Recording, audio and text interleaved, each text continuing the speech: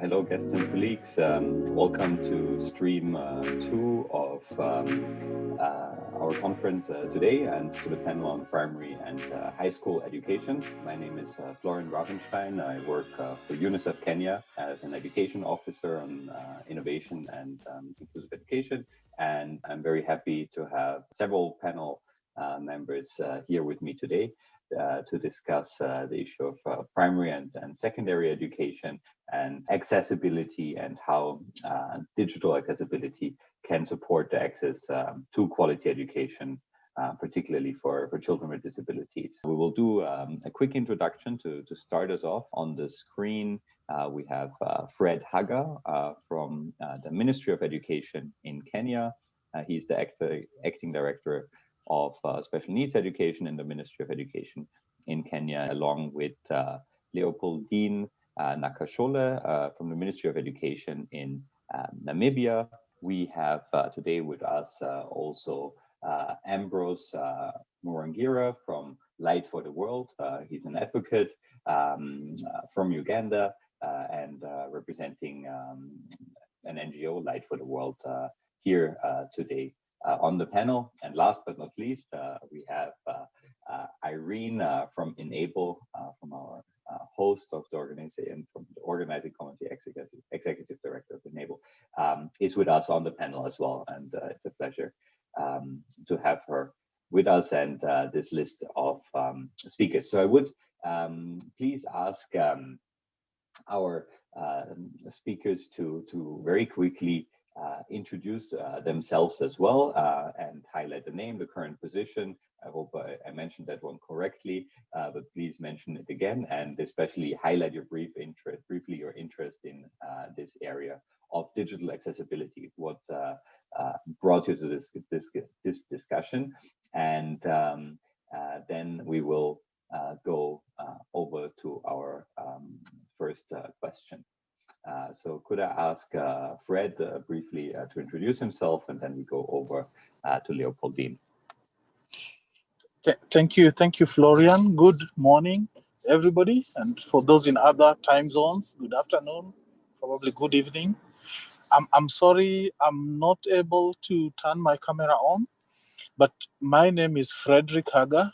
I work for the Ministry of Education in the Directorate of Special Needs Education. I currently head that directorate, which has the mandate of coordinating education services for learners with disabilities and other special needs in the country. I am extremely interested in digital accessibility and connectivity because that's an enabler in terms of the education services in this country. Thank you so much. Good morning, everyone. And good afternoon to some of the colleagues who might be in afternoon in their country. I'm Leopoldine Nakashole.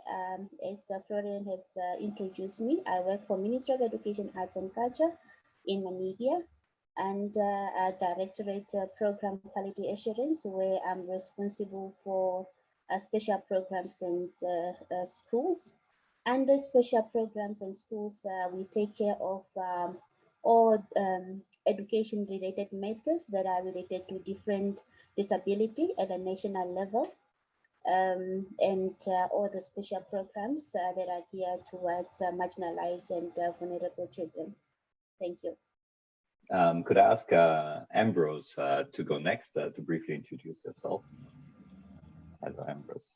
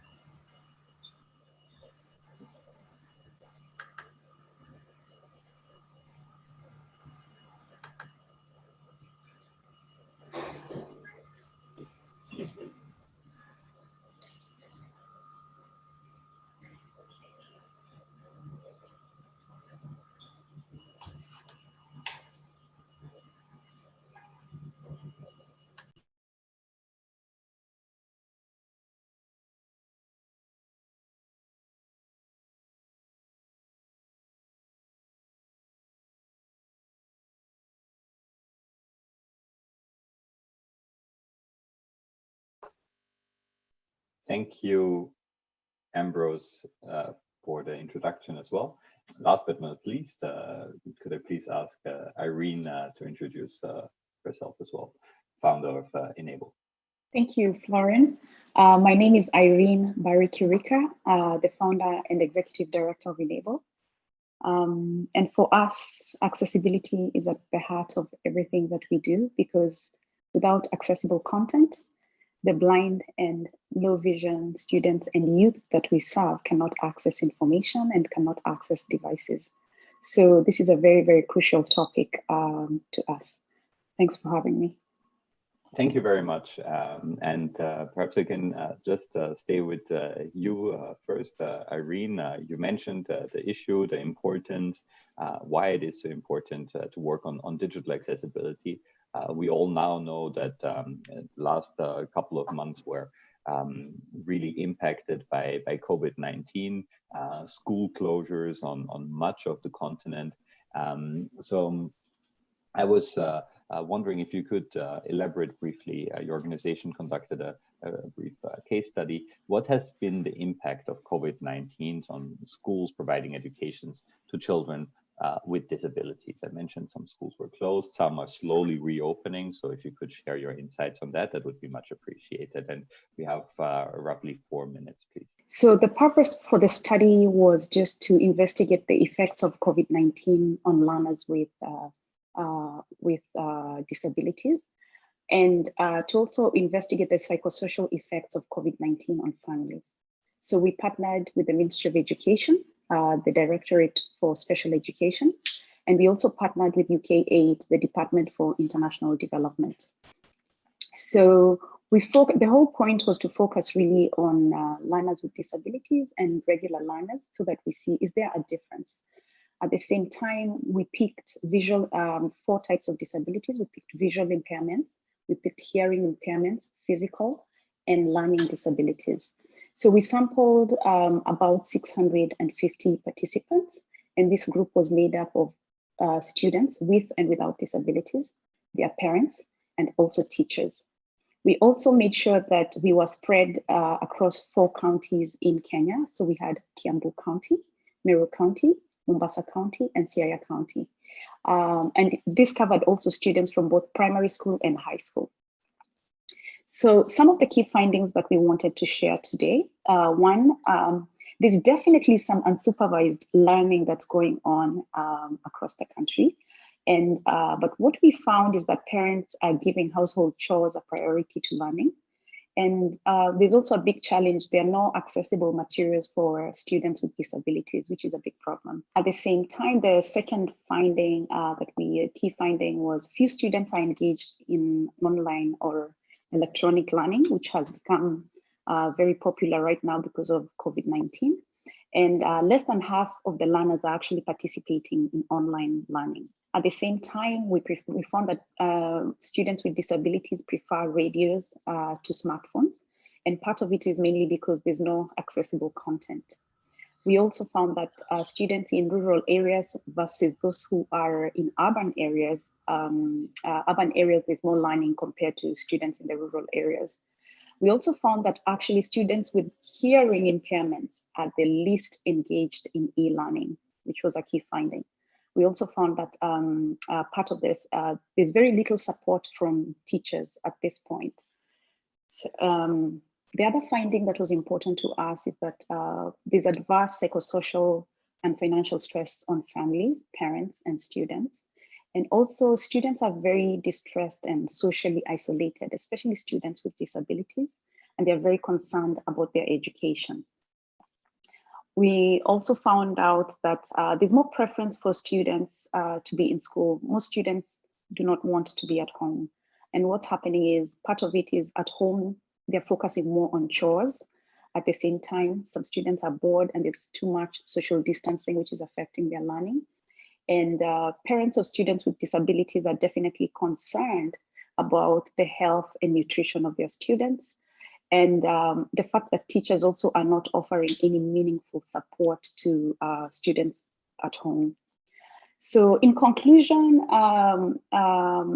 one, we found that some learning is definitely going on at home, but with lots of challenges. electronic learning is mainly accessed via television, and definitely there's a need for learners with disabilities. They're most disadvantaged, so there's a need to look into this space, but most importantly, there's a need to develop content, accessible content, and the fact that parents are really stressed about the impact of COVID-19 on learning and on the students. So our key recommendations is, one, we need to develop accessible learning materials. We need to ensure there are devices for both students and teachers, and their families need to understand how to use those devices. And we also, there's also learners with disabilities require more attention to their health and nutritional needs, and also a need for stakeholders to come together to facilitate inclusive remote learning for all in the future. Thank you. Thank you, Irene, very much for sharing these important findings from the case study that you recently conducted. I think very rich findings in there, and highlighting the needs that are specifically there for children affected by school closures overall, and particularly highlighting the needs for children with disabilities. And I think you put it very well, that the digital divide there that we see all over countries is particularly affecting children with disabilities, and we need to be aware of their needs. And thank you for raising that call to action for the need for more accessible digital learning materials and a greater awareness of this. So I'd like also with these findings and highlights that you just brought from the study, turn it over to our second panelist, Mr. Fred Haga from the Directorate of Special Needs Education in the Ministry of Education in Kenya. Could you tell us a bit and shine a bit of light on what the Kenyan government has done in these recent months to provide solutions to some of these challenges that Irene just mentioned in the area of children and students living with disabilities in the Kenyan education system? Over to you, Fred. Thank you, Florian. When the first case of COVID-19 was reported in Kenya back in March, the most immediate action that was taken by the government through the Ministry of Education was to close all institutions of learning at all levels and send the children, the learners, home. This meant that more than 13 million learners in various stages at various levels had to go home. Once that was done, the ministry started exploring how these children would be engaged productively so that some form of learning could still continue even though they are home. So through the ministry's agency, the Kenya Institute of Curriculum Development, the government mounted remote learning programs, and there are 3 of them in particular. Radio programs, TV programs through the Edu channel, and learning mounted on the Kenya Education Cloud. So unfortunately, we in government, we were alive to the fact that not all learners were accessing these 3 approaches, or these 3 modes of learning, remote learning, that were mounted. And so the cabinet secretary made it clear that when schools will open, no child, no learner is going to be disadvantaged in any way, that schools may start from where they stopped. Turning the focus onto learners with disabilities, they were unduly disadvantaged in many ways because of accessibility. Some of them come from areas where there is no connectivity, electricity, or even TV signals, and many of them do not have devices to receive these programs on. So in a study that was conducted by KISE and the ministry, it was determined that not very many of these learners with special needs are actually learning. But there was also the whole discussion around accessibility of the lessons, because, for instance, those learners with hearing impairment would watch the television programs, but there would be no captioning initially or sign language interpretation. And so it meant very little. And even though, for instance, learners with visual impairment can listen to the radio, learning is much, much more than just sitting and listening to radio. Learning is an engagement. They needed to take notes, for instance, to write, and that wasn't really possible because many of these learners had left their devices at school, because the model that we use is that most of the devices or the assistive devices like the braillers, for instance, is property of the school. And so when the children are going home, these devices remain in school. However, the ministry and its partners managed to develop specialized programs, at least that would be accessible to these learners, and material or content that was accessible, that if uploaded, content that could actually be accessed, but only if these learners had their devices to receive and use these programs. However, that was done so that those learners with disabilities who at least were within the right ranges of connectivity and had devices, and I must say there are not very many of them, at least would follow and continue with the lessons. But then the ministry also realized that many of these learners had other issues, other challenges beyond just not being able to access lessons or programs. And it became a case of livelihoods, because there are some of those children who are able only to access food and other support services when they are in school. And so the ministry, in collaboration with other partners, began interventions that were meant to provide livelihoods to the different families, the different children, while at home. The argument was that at least if food and other basics are provided to these children, then the parents may have a little time to concentrate or focus on them and help them with their land, because they'll not need to go out to look for food. And we have examples where that seemed to really work well. Different organizations that would put together kits and send them to the families that were identified and could be reached. And then the focus, as this was happening, the ministry developed a COVID-19 response plan. What to do in response to the pandemic, how to do it, and eventually how to prepare for reopening of institutions.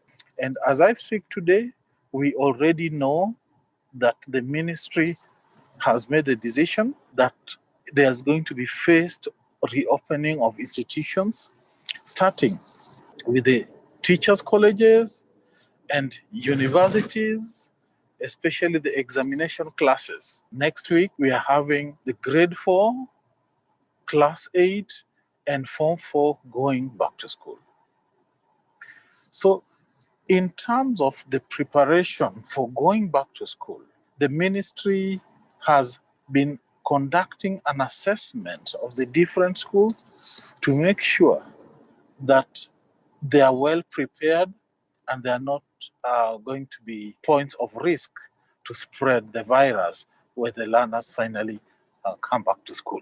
And amidst this conversation, children with disabilities and other special needs have not been left behind, in the sense that some of their schools were also visited, and the chair of the Special Head Teachers Association of Kenya, Special Schools Head Teachers Association, was appointed by the ministry to be part of the the committee that was working on the guidelines and modalities of responding to the pandemic. And that team completed its work and gave its report to the cabinet secretary, in which it outlined measures that needed to be taken, the kind of investment that were required, and also flagging out the challenges that had been observed. And this report is what informed the quality assurance officers who again went to visit, sampled some schools and visited, and gave specific recommendations around mainly those three areas of social distancing, issue of hygiene and sanitation, washing of hands and all that, but also how to wear face masks, how to protect yourself. And all this information has now been packaged in modules that are being sent to the schools, and the schools are expected to train teachers, non-teaching staff, and even the learners to sensitize them so that they are fully aware of what to do and what not to do even as they prepare to come back to school. We are also still learning a few things as we proceed, and children with disabilities are also, we do know their unique needs, and the ministry is trying to make sure, working with partners actually like UNICEF, to make sure that they are not at risk anymore than the other children. Thank you very much.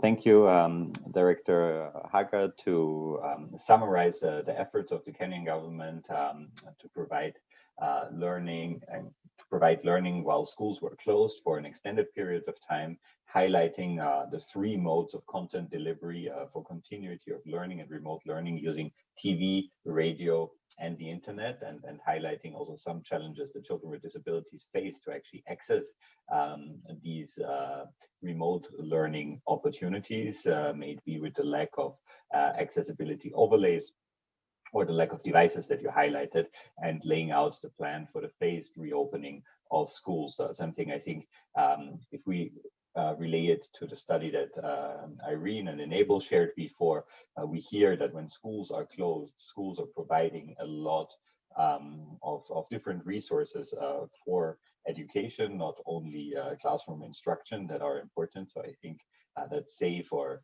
the trying to reopen schools safely will be something very important to ensure that children with disabilities and also without disabilities can access quality learning again. We would like to turn it now over to Leopoldine, our colleague from Namibia. What efforts have been made in Namibia to provide solutions for children with disabilities during this COVID-19 pandemic? And if you could please keep your answer to 4 minutes so that every panelist has some time to share their insights, that would be great. So over to you, Leopoldine, on the response of Namibia, please. In Namibia, all schools have resumed. That is from pre-primary, in fact, from kindergarten up to grade 12. All the schools have resumed classes. And the Ministry of Education, Arts and Culture have ensured that all the protocol measures in terms of COVID-19 management and prevention are ensured. That is inclusive of all schools that are catering for learners with disability. And then if I can draw back during the lockdown, the ministry have ensured that materials are developed that is duty-free, that is safe for the blind learners, but all the materials distributed at the school level and at the national level were translated into Braille. And then also the COVID-19 protocols, measures, information on the management and prevention of COVID-19. So we're also translated in the format that is well understandable, that is fitting all different types of disability, for example, in the Namibian Sign Language and Braille format, and also simplified information that even children with intellectual impairment are able to understand. Provision of different equipment that is necessary for the prevention and management of COVID-19 were also made available, like sanitizers, masks, as well as the mask enable the deaf and children with disability that read facial expressions, which are in the form of face shield, but not really face shield, but it's a type of a mask, which is clear on the lips and it's enabled to see a deaf child or children with disability when they are communicating in terms of body language, facial expression. Well, we all understand that learners with disability require extra efforts in terms of taking care, nutritional meals and medication.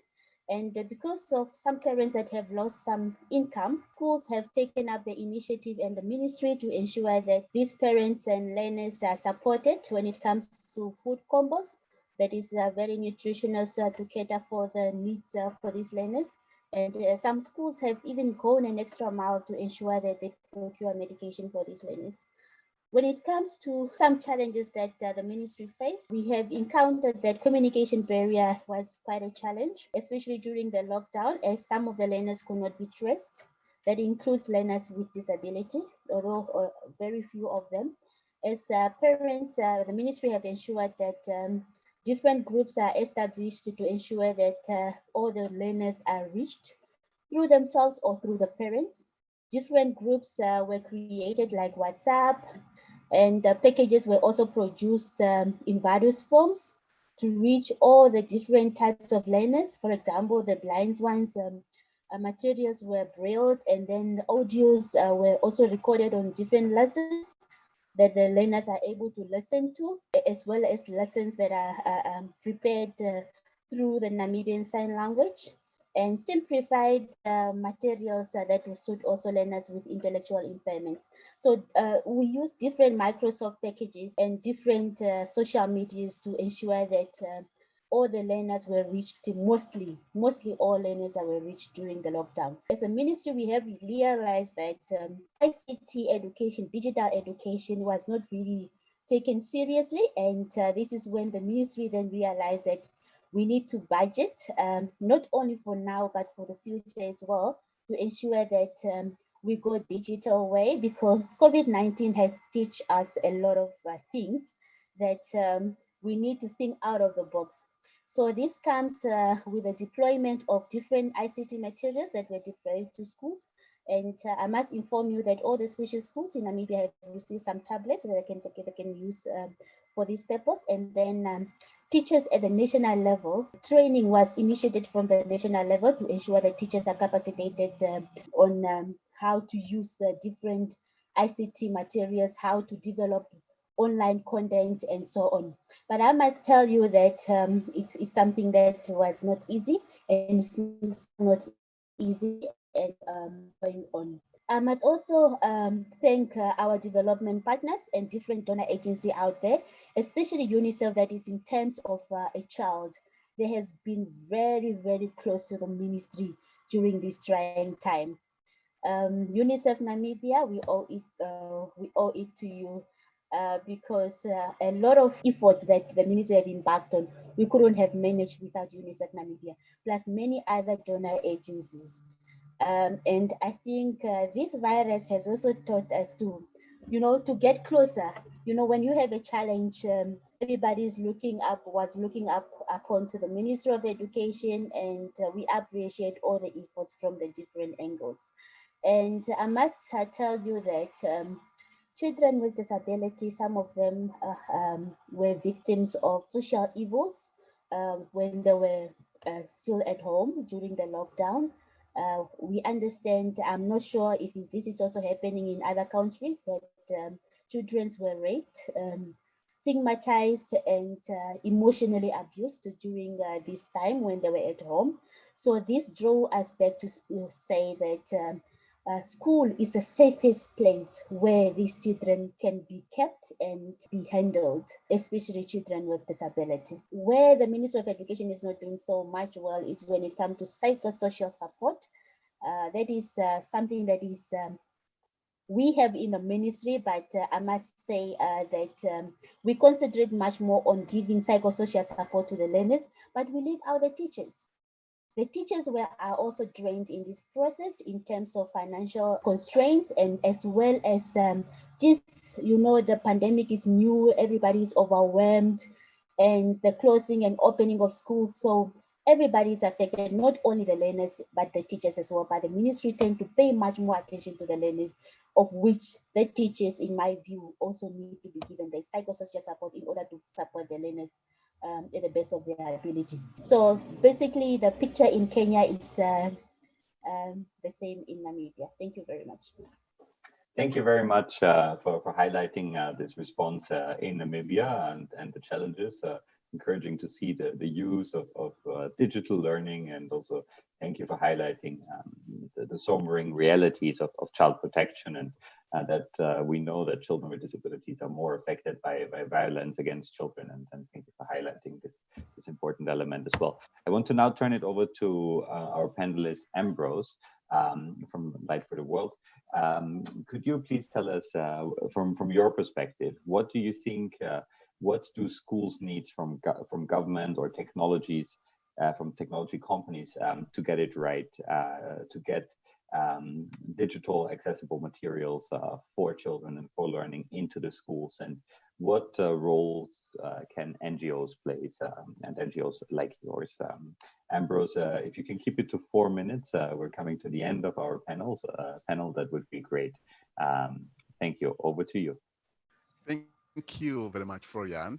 Good morning to you all, or good afternoon to our colleagues from other countries. I'm so happy this morning, first and also speaking, having listened to our colleagues, other panelists. Honestly, what you have elaborated is a reality and it's across different nations. However, before I can respond to your question, I feel it's very important to do something holistically to solve these challenges our learners with disabilities are facing.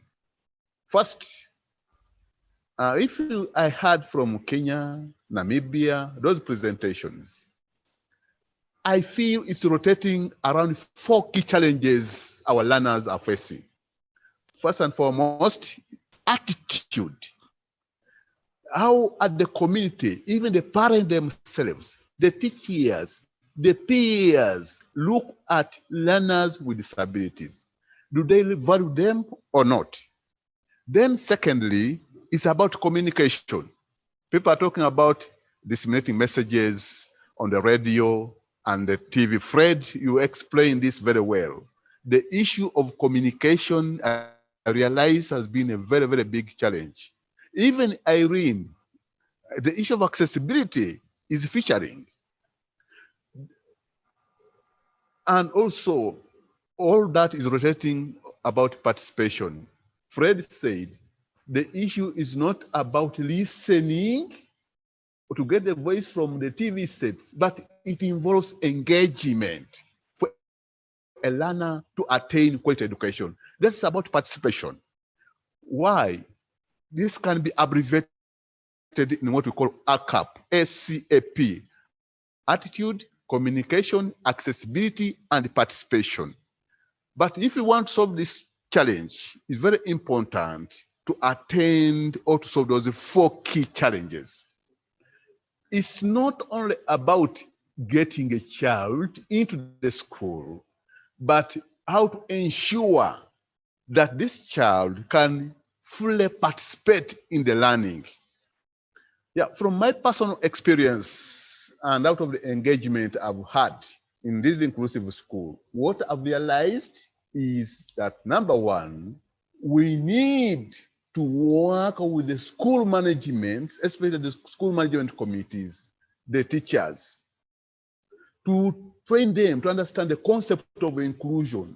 Majority of them, they don't understand when we talk of inclusion. How are we able to make the environment, especially learning environment, inclusive? We also need to understand and also provide some tools that these can do the self-assessment in the school to understand where they are doing right or doing wrong and where they need to improve themselves. These tools can help the management to assess themselves. Look at this, the toilets, playgrounds. How are the co-curricular activities arranged to accommodate learners with disabilities? Therefore, the self-assessment tool can play a very key role, because from there, they can be able to come up with action plans that for us, we are not able to interfere. They can do it themselves and hence make solutions. But at the same time, we need to work so closely with the parents of these learners with disabilities.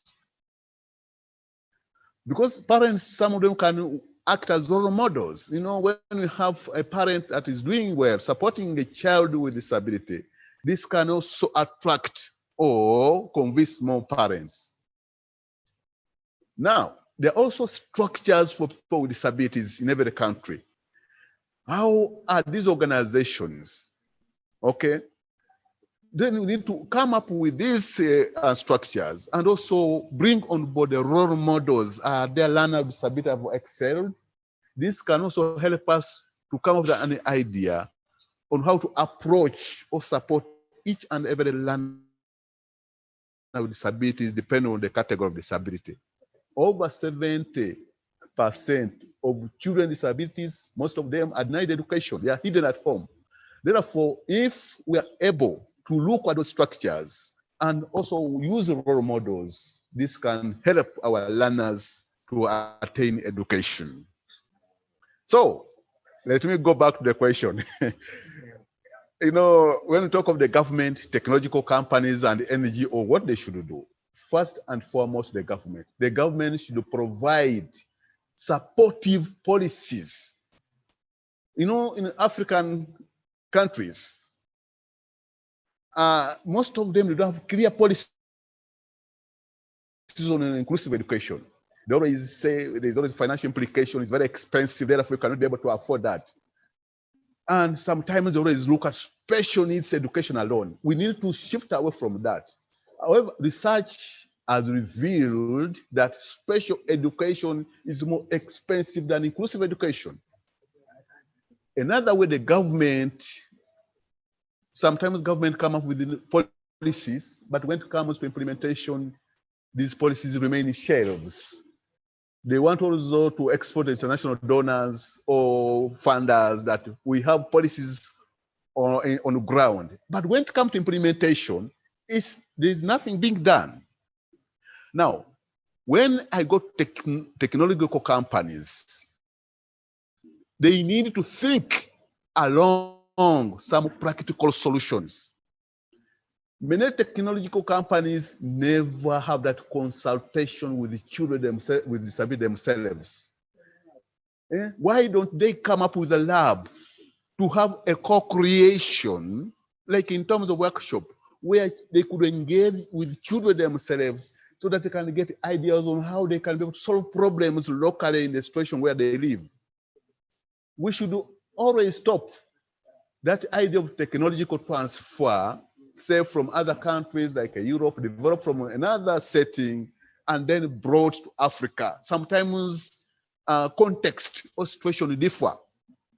Therefore, technological companies need to engage learners with disability on the ground and design technology can suit on the ground. Like in many African countries, I can tell you members. Yes, most of them, when it comes to electricity, it's a challenge. Infrastructure, technology is low, yet these technology need connections. Just as somebody said, in the rural setting, how can you use this technology where there's no electricity, where there's no power?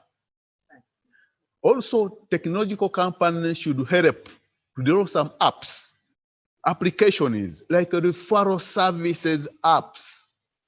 Many parents, probably if they have children with disabilities, some of them, they don't know how to support their children, how to provide or get assistive devices, how to communicate with their children. They lack that knowledge. They always ask themselves, if there are apps that are developed and somebody is able to access the app with this content, this can help to educate a parent on how to handle a child with disability. So under technological companies, the idea is not about you making technology and bring to Africa or to the community, but also the transfer of skills. For example, the teachers. Are the teachers already taught on how to make these local material or local technologies? Because there are some technologies, for example, those with hearing impairment, they use visual aid, visual materials. We have a number of trees, materials. Somebody can cut a tree and be able to make a training material that can be able to impact the skills. Ambrose, Lastly, sorry, can we get, lastly, to the last point, please. Last. Yes, now to the NGOs. NGOs, wherever you work, just as what I talk to the government, if it's very silent, try to come in and support and also help develop some tools. For example, making self-assessment tools, the teachers, and also help to guide those who plan to school to be very inclusive. I thank you very much. Thank you very much, Ambrose, for this very valuable insights and the framework you presented. I think, it is very valuable to have these different stakeholders come together. Yeah, we're already at the end of our session. Perhaps just to summarize some of the elements and also mention briefly the role that UNICEF, the organization that I'm working for, the United Nations Children's Fund, is doing in Kenya, but also in other countries, and I'm happy Leopoldine mentioned it as well. I think the real importance here is that you need different stakeholders to come together to ensure that children with disabilities and children without disabilities have access to quality education in schools, but also using remote learning as it was done now during COVID. And as schools reopen, I think this is a great opportunity to use the digital learning, the remote learning, with all the challenges that were there during the lockdown and during the remote learning, and bring that into school and use digital learning tools as kind of a blended learning approach while keeping children with disabilities really at the center of the discussion, and see how can these materials be made accessible. And I think it needs a mix of different approaches. Yes, it needs the element of the communities and of the awareness that these are important stakeholders. And I think what Ambrose mentioned, the issue of co-creation is very critical. And I think it's also great that it was highlighted that special education and segregation is actually, while it is practiced still a lot, it is actually a more costly undertaking than inclusive education. So for UNICEF, working together with governments and stakeholders, I think our strong approach is to advocate for inclusive education and also use digital tools to further inclusive education. To that effect, we have worked on a project called the Accessible Digital Textbook. You can find information online on accessibledigitaltextbooksforall.org, a long URL, but you can find some information there. And the idea is to use universal design for learning principles in digital accessibility materials to bring together children with disabilities, with whichever impairment they have, or covering the main impairments through this digital innovation. Also to bring them together with children without disabilities. So really to use digital innovations and digital learning materials to further inclusive education, because we know that we need to bring along all children into the education system to make progress, and this will be beneficial for children with disabilities and without disabilities, ultimately raising learning outcomes for every learner in the affected education system.